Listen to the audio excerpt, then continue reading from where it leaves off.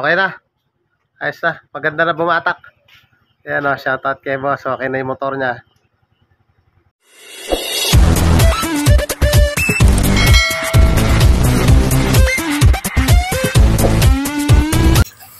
Mio i125 ang issue ng motor ni boss. Parang wala na daw hila, delay daw yung kanyang takbo. So, pag ganyan ang issue ng motor mga padreng, ang titirahin natin yung kanyang CVT. Tinanggal ko na muna yung pinaka cover ng CVT, yung kanyang air filter. Tanggalin natin yung pulley drive. Gumamit tayo ng 17mm dyan. Pero bago lahat, bugaan na muna natin para pag tinanggal natin, medyo malinis na siya. So, bugaan natin ang hangin yan. Tapos tanggalin natin yung pulley drive.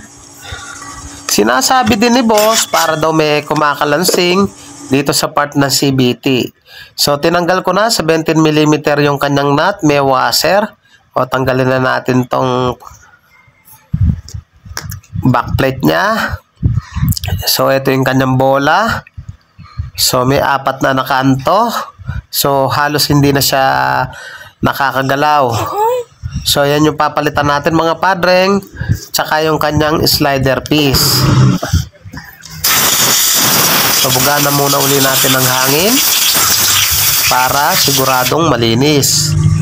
At isunod naman natin yung kanyang torque drive. Kontrahan lang natin ng belt. Tapos, 24mm.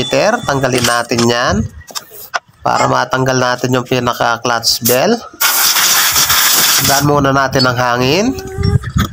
Saka natin hugutin, bugaan din ng hangin para malinis.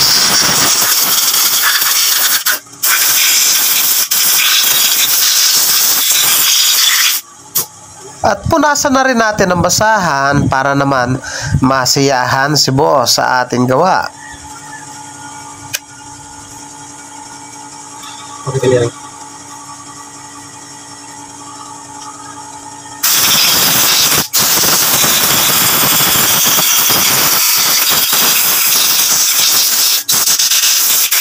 at ibalik na natin uli yung kanyang torque drive. Kasunod niyan yung kanyang belt. Ibalik na rin natin.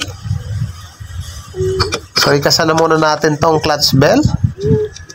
Tsaka yung kanyang nut na 24mm.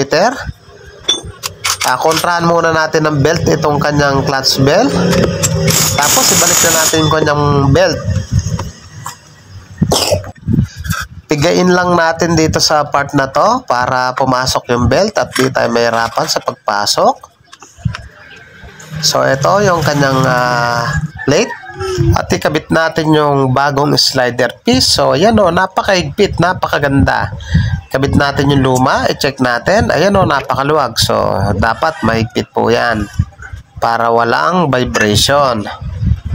Isunod natin yung bola, ilagay natin yung bola, yung luma, puro kanto na. So, ikakasa natin yan.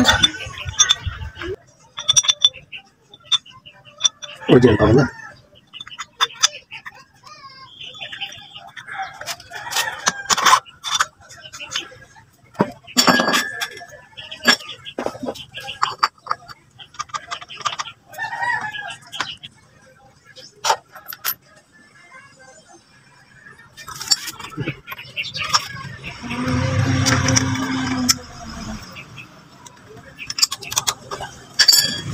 At ayun na nga, nalimutan ko pa yung washer. Ikabit na muna natin. So ayan, may washer dyan. Tapos balik na natin to. Siguraduhin natin nakalabas yung pinaka gear nya. Kasi pag di masyado nakasaksak yan, ay pwedeng ma-lost thread. Ayan. Higpitan natin yan at okay na yan. So ayan o. Try natin panda rin.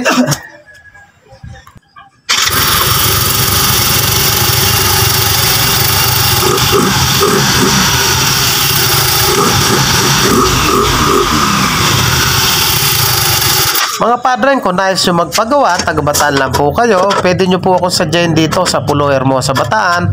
Tabing tulay lang po ako mismo. O pwede nyo po akong i-message sa Facebook page at pag-usapan na lang natin yan. So yan, binalik ko na yung cover. pati air cleaner, kakabit natin yan at goods na po yan. Mga padreng, kung bago ka pa lang sa akin channel, huwag nyo pong kalimutan na paki-like, paki-subscribe, pakit na rin po yung notification bell para updated po kayo sa mga videos na ilalabas ko. So, thank you po sa inyo. God bless at mabuhay po kayo. Maganda na bumatak. Ayan o, shoutout kay boss. Okay na yung motor niya.